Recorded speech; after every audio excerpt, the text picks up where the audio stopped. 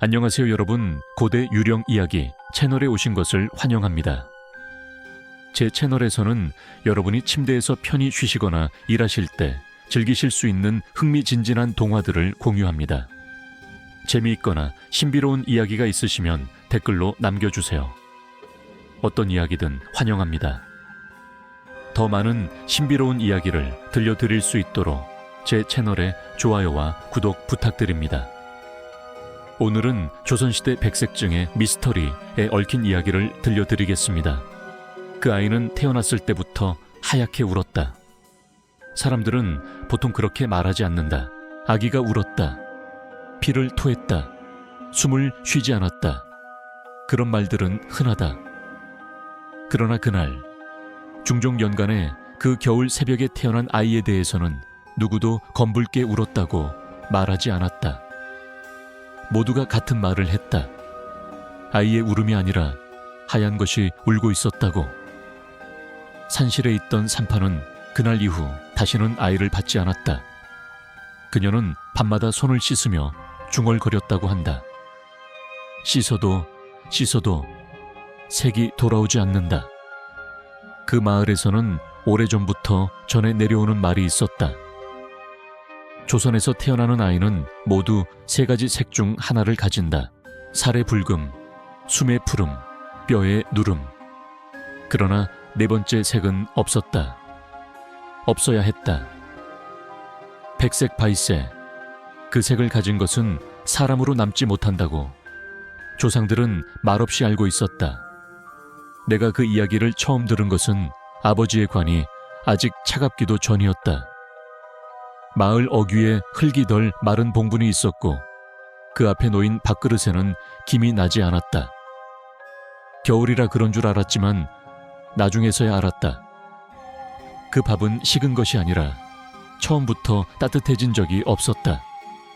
어머니는 관 옆에서 끝내 울지 않았다. 조선 여인으로서 지나치게 담담한 모습이었다. 대신 밤이 되자 집 문 앞에 쌀과 소금을 놓았다. 이름을 부르지 말거라. 어머니는 낮은 목소리로 말했다. 밤에는 죽은 사람의 이름을 부르면 안 된다. 나는 고개를 끄덕였다. 이 마을에서는 그런 금기가 흔했다. 밤에 휘파람을 불지 말 것, 해가 진 뒤 거울을 오래 보지 말 것, 출산한 집 앞을 함부로 지나가지 말 것, 그리고 한 가지 더. 아무도 분명히 말하지 않았지만 모두가 알고 있던 것. 하얀 것에 대해서는 묻지 말 것. 아버지는 죽기 전까지 고을의 호적을 관리하던 사람이었다. 글을 아는 자였고 붓을 쥘 줄 아는 자였다. 그가 남긴 마지막 기록은 관아의 문서가 아니라 집 뒤 장독대 밑에서 나온 작은 책자였다. 표지는 누렇게 바랬고 먹으로 적힌 글씨는 일부러 흐리게 눌러 쓴 듯했다. 첫 장에는 날짜가 있었다. 중종 18년 동짓달 초이틀. 그리고 그 아래 한 문장. 백태바이타이는 죽이지 않으면 집안을 먹는다. 나는 그 문장을 읽고도 이해하지 못했다. 백태라는 말은 처음이었다. 태타이는 태아를 뜻한다. 그러나 왜 죽여야 하는지, 왜 집안을 먹는지 아버지는 설명하지 않았다. 다음 장에는 마을의 이름이 적혀 있었다. 내가 태어나고 자란 그곳, 지도에도 제대로 표시되지 않는 작은 촌락. 그리고 그 아래에는 사람 이름들이 있었다. 익숙한 이름들이었다. 이미 죽은 사람들, 실종된 사람들, 그리고 아직 살아있는 사람들. 마지막 줄에는 아버지의 이름이 적혀 있었다. 그날 밤 나는 같은 꿈을 꾸었다. 눈이 내리지 않는데도 마을 전체가 하얗게 덮여 있었다. 눈이 아니라 색이 빠진 것처럼. 사람들의 얼굴에는 눈과 입만 남아 있었고 피부는 종이처럼 희었다. 그들 사이에서 한 아이가 서 있었다. 아이의 몸에는 그림자가 없었다. 발밑에는 아무것도 드리워지지 않았다. 아이는 나를 보고 웃었다. 입 안까지 하얗게. 그리고 말했다. 아직도 몰라? 그 목소리는 아이의 것이 아니었다. 여러 사람이 동시에 말하는 듯했다. 잠에서 깼을 때 내 손에는 흰 가루가 묻어 있었다. 재도 아니고 쌀도 아니었다. 냄새가 없었다. 어머니는 그것을 보자마자 아무 말 없이 밖으로 나가 마당에 구덩이를 파고 묻었다. 이 집에선 더 이상 하얀 것을 키울 수 없다. 그 말의 의미를 그때의 나는 알지 못했다. 며칠 뒤 마을의 떠돌이 무당이 들어왔다. 늙은 여자였다. 눈이 보이지 않는지 지팡이로 땅을 두드리며 걸었다. 사람들은 그녀를 피했다. 그러나 그녀는 곧장 우리 집으로 왔다. 마치 오래전부터 알고 있었다는 듯이 문 앞에 놓인 쌀과 소금을 보고 무당은 웃었다. 이미 시작됐구나. 어머니는 그녀를 안으로 들였다. 그 선택이 모든 것을 갈라놓았다는 사실을 우리는 너무 늦게 알았다. 무당은 방 안을 둘러보다가 아버지의 책자를 꺼내 들었다. 그리고 말했다. 이 집은 이미 한 번 백색을 살려두었어. 그녀의 손이 떨리고 있었다. 조선에서는 하얀 아이를 태우지 않으면 그 아이가 자라서 집안을 태운다. 그날 밤 나는 처음으로 들었다. 백태는 저주가 아니라 대물림되는 선택이라는 것을. 무당은 그날 밤을 우리 집에서 묵었다. 어머니는 반대하지 않았다. 반대라는 감정 자체가 사라진 얼굴이었다. 마치 이미 알고 있었던 일처럼 결국 이 사람을 들이게 될 줄 알았다는 듯이. 무당은 불을 밝히지 않았다. 등잔을 치우고 창호지를 반쯤만 열어 달빛이 방 안으로 스며들게 했다. 달빛은 희미했고 그 빛을 받은 방 안의 물건들은 전부 색을 잃은 것처럼 보였다. 백색은 어둠을 싫어하지 않아. 무당이 낮게 말했다. 오히려 빛이 있을수록 잘 보이지. 그녀는 작은 보퉁이를 풀었다. 그 안에는 말린 약초도 부적도 아닌 작고 얇은 백골 조각이 들어있었다. 손가락 한마디 크기의 뼈였다. 이건 뭐냐고 묻지 말거라. 무당은 내가 입을 열기 전에 잘랐다. 이 뼈가 누구의 것이었는지를 알게 되면 그날 밤부터 내 꿈속에 그 사람이 서게 된다. 나는 입을 다물었다. 그러나 이미 늦었는지도 모른다는 생각이 들었다. 최근 들어 꿈속에서 늘 같은 형체가 서 있었기 때문이다. 얼굴이 없는 아이, 그림자가 없는 아이. 무당은 뼈를 방 한가운데 놓고 쌀을 한 줌 뿌렸다. 쌀알들이 바닥에 떨어지는 소리가 이상하게 크게 울렸다. 이 집의 조상 중 하나가 백태를 살려두었어. 어머니의 어깨가 움찔했다. 보통은 태어나자마자 물에 담그거나 산에 묻거나 불에 태웠다. 조선에서는 그게 죄가 아니었거든. 무당은 숨을 고르고 말을 이었다. 하지만 누군가는 그러지 않았지. 아마도 그 아이를 불쌍히 여겼거나 아니면 필요했거나. 필요했다는 말이 방 안에 오래 남았다. 그날 이후로 집 안에서 사소한 일들이 어긋나기 시작했다. 쌀독의 뚜껑이 밤마다 열려 있었다. 분명히 닫아두었는데도. 쌀은 줄지 않았지만 표면이 항상 고르게 평평해져 있었다. 누군가 손으로 쓸어내린 것처럼. 우물의 물은 여전히 맑았으나 비친 얼굴이 이상하게 일그러져 보였다. 특히 내 얼굴이 그랬다. 눈이 조금 더 크고 입이 지나치게 얇았다. 어머니는 그 모든 것을 액땜이라고 불렀다. 작은 불행으로 큰 화를 막는 것이라고. 그러나 밤이 되면 집 안 어딘가에서 아이가 걷는 소리가 들렸다. 발 뒤꿈치를 들지 않고 바닥을 끌며 걷는 소리였다. 나는 그것이 쥐라고 믿으려 했다. 하지만 쥐는 절대로 방과 방 사이의 문턱을 넘지 않는다. 그 소리는 항상 문턱에서 멈췄다가 잠시 후 다시 이어졌다. 마치 문턱을 넘는 법을 배우고 있는 것처럼. 무당은 사흘째 되는 날 드디어 말을 꺼냈다. 선택은 이미 시작됐어. 그녀는 내게 말했다. 정확히는 어머니가 아니라 나를 보고 말했다. 백태는 집안을 먹지만 대신 집안을 살리기도 해. 나는 숨을 삼켰다. 무슨 뜻이오? 무당은 내 손을 잡았다. 차갑지도 따뜻하지도 않았다. 조선은 피로 이어진 나라야. 핏줄이 끊기면 집도 끊기지. 그녀는 천천히 말했다. 네 집안은 곧 끊어진다. 아버지가 죽은 건 시작일 뿐이야. 어머니가 처음으로 고개를 들었다. 방법이 있습니까? 무당은 고개를 끄덕였다. 백색을 키우는 거다. 그 말은 방 안의 공기를 갈라놓았다. 죽이지 않고 쫓지 않고 태우지 않고 무당은 미소를 지었다. 대신 먹이는 거지. 나는 그날 밤 결정적인 꿈을 꾸었다. 아이의 얼굴이 처음으로 보였다. 눈과 입만 있던 얼굴에 피부가 생겼다. 그러나 그 피부는 사람의 살색이 아니었다. 쌀가루를 물에 개어 바른 듯한 탁하고 하얀색. 아이는 내 앞에 서서 조용히 손을 내밀었다. 손바닥 위에는 작은 심장이 있었다. 붉지 않았다.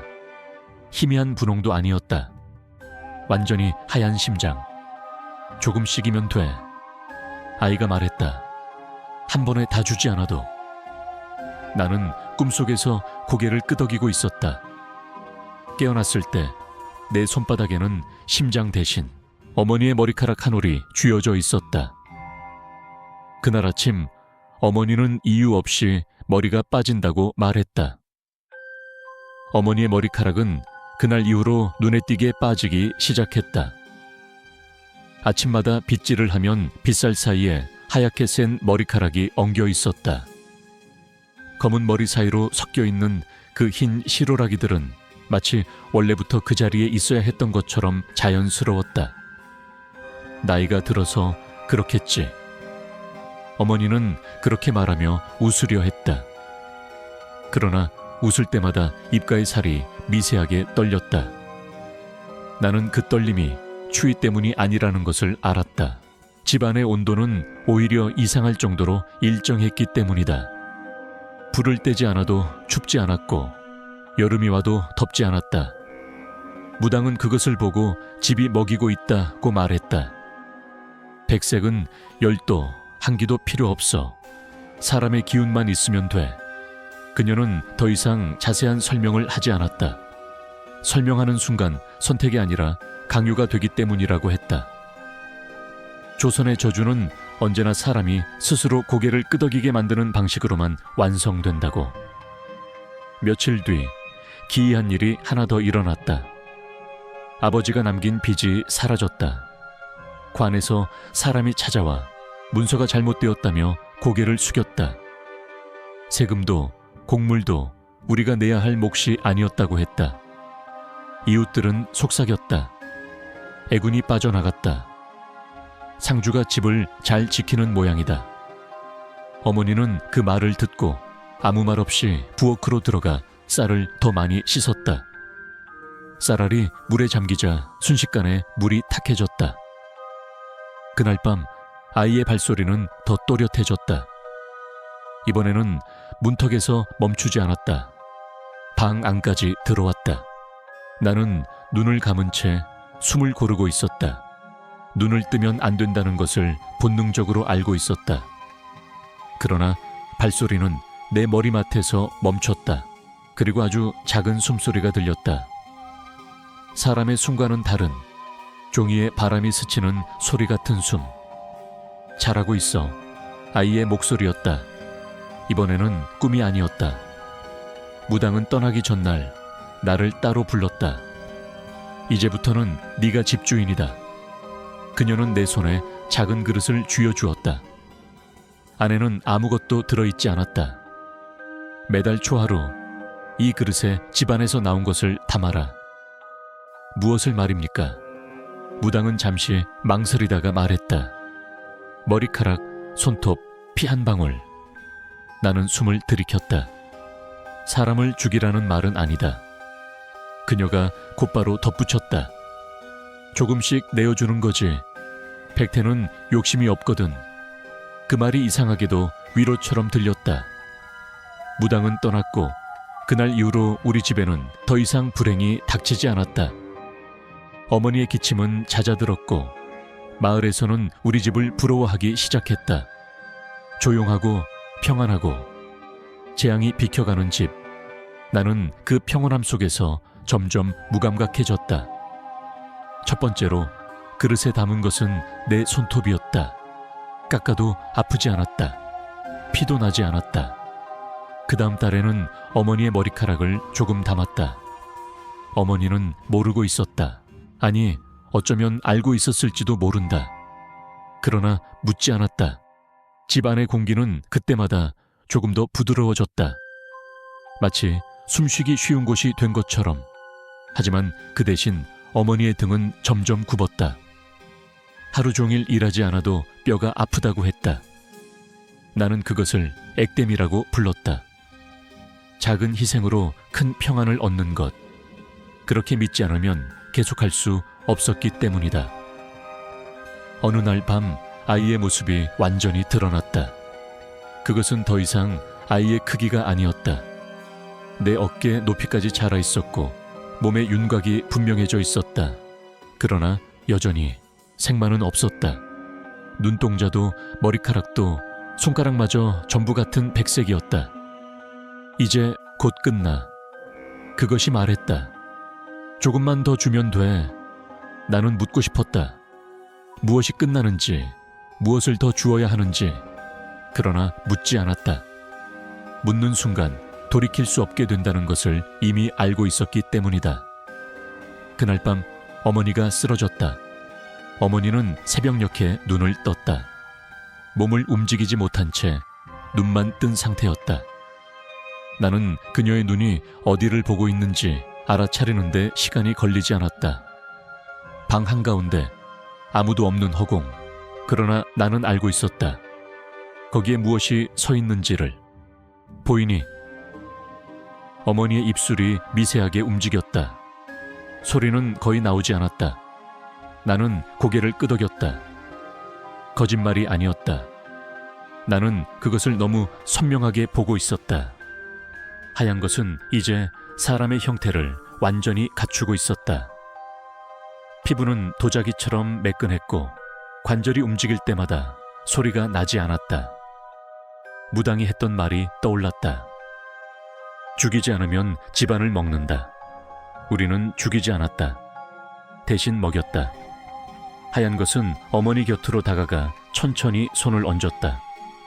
손이 닿는 순간 어머니의 숨이 길게 새어나왔다. 아픔도 비명도 없었다. 그저 기운이 빠져나가는 소리뿐이었다. 이제 반이야. 하얀 것이 말했다.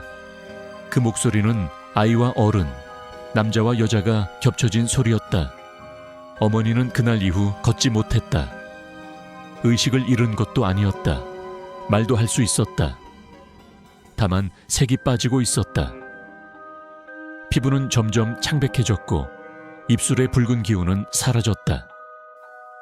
손등의 혈관조차 보이지 않게 되었다. 마을 사람들은 말했다. 병이 깊다. 상중에 무리했겠지. 아무도 백색을 떠올리지 않았다. 떠올릴 수 없었기 때문이다. 집안은 더없이 평온해졌다. 바람이 불어도 문이 덜컹거리지 않았고 밤마다 들리던 게 짖는 소리도 멎었다. 마치 이 집만 세상과 분리된 것처럼. 나는 그릇을 더 이상 채울 수 없었다. 손톱과 머리카락은 이미 충분히 내어주었다. 피를 더 내어주자니 그것은 너무 분명한 선을 넘는 일이었다. 그러나 하얀 것은 기다리지 않았다. 어머니의 숨이 점점 얕아지자 그것은 더 자주 모습을 드러냈다. 낮에도 햇빛 아래에서도. 백색은 빛을 가리지 않았다. 오히려 빛 속에서 더 또렷해졌다. 조금만 더. 그것은 늘 같은 말을 했다. 그러면 끝나. 끝난다는 말이 무엇을 의미하는지 나는 이제 알 것 같았다. 그날 밤 나는 아버지의 책자를 다시 펼쳤다. 마지막 장 아버지의 이름 아래에 아주 작게 적힌 문장이 있었다. 그동안 눈에 들어오지 않았던 글씨였다. 백태를 키운 자는 결국 그릇이 된다. 그릇. 나는 무당이 내게 쥐어준 빈 그릇을 떠올렸다. 처음부터 비어 있었던 것이 아니라 채워질 자리를 의미했던 것. 아버지는 이미 알고 있었던 것이다. 자신이 무엇이 될지를. 그래서 도망치듯 죽어버린 것이었을지도 모른다. 새벽이 오기 전 나는 결정을 내렸다. 어머니의 손을 잡았다. 그 손은 종이장처럼 가벼웠다. 어머니. 나는 처음으로 그녀의 이름을 불렀다. 밤에 죽은 사람의 이름을 부르지 말라는 금기를 깨고서. 어머니의 눈에서 눈물이 흘렀다. 투명했다. 색이 없었다. 하얀 것이 뒤에서 숨을 죽였다. 이 집은 더 이상 먹지 않는다. 나는 말했다. 누구에게 하는 말인지 분명하지 않았다. 그 순간 방 안의 공기가 갈라졌다. 하얀 것이 처음으로 표정을 바꿨다. 하얀 것은 웃지 않았다. 웃음이라는 감정이 그것에게서 떨어져 나간 듯했다. 그럼 네가 되는 거야. 그 말은 협박도 분노도 아니었다. 이미 정해진 수순을 담담히 읽어 내려가는 목소리였다. 방 안에 달빛이 흔들렸다. 빛이 흔들린 것이 아니라 하얀 것의 윤곽이 처음으로 흐트러졌다. 어머니의 숨이 그 순간 완전히 멎었다. 소리는 없었다. 울음도 마지막 숨도 없었다. 마치 원래부터 숨이라는 것이 없었던 사람처럼 나는 어머니의 손을 놓지 않았다. 차가워지지 않았다. 그녀는 이미 오래전부터 차가웠기 때문이다. 하얀 것이 한 발 앞으로 나왔다. 그리고 내 앞에 섰다. 가까이에서 보니 그것의 피부는 매끈하지 않았다. 미세한 균열이 가득했다. 쌀그릇의 금처럼 언제든 부서질 것 같은 금. 이제 네가 그릇이다. 그것이 말했다. 몸이 변하는데 통증은 없었다. 대신 감각이 사라졌다. 발끝부터 무게가 없어졌다. 땅을 딛고 있다는 느낌이 점점 희미해졌다. 내 그림자가 서서히 옅어졌다. 어머니가 마지막까지 남긴 것, 그림자마저 내게서 떨어져 나갔다. 그 순간 나는 이해했다. 백태는 태어나는 것이 아니었다. 만들어지는 것이었다. 하나의 집안이 한 사람을 비워내고 그 자리에 백색을 담는 것. 그래서 조선에서는 그것을 죽이지 않았던 것이다. 죽일 수 없었기 때문이다. 며칠 뒤 마을에 새로운 소문이 돌았다. 그 집이 다시 평안해졌다고. 상중임에도 불구하고 이상할 정도로 조용하다고. 이웃들은 말했다. 이번에는 잘 넘겼다. 애군이 다 빠져나갔다.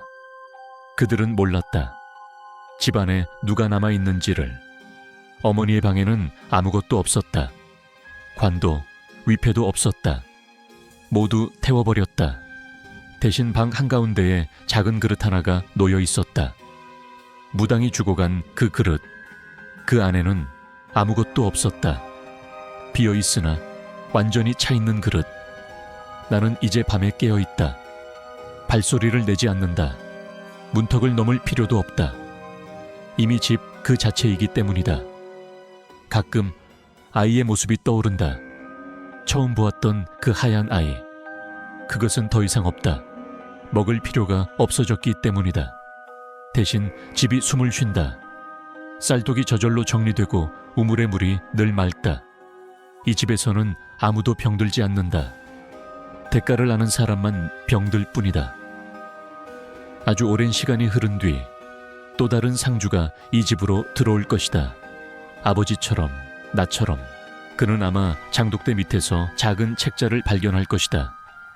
표지가 바랜 책, 마지막 장에 적힌 문장. 백태를 키운 자는 결국 그릇이 된다. 그 문장을 읽고도 그는 선택할 것이다.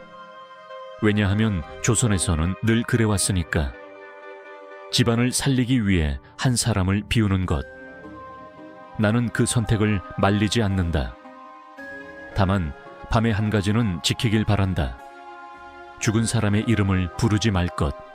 부르는 순간 내가 돌아볼 테니까. 그날 이후로 나는 시간을 세지 않았다.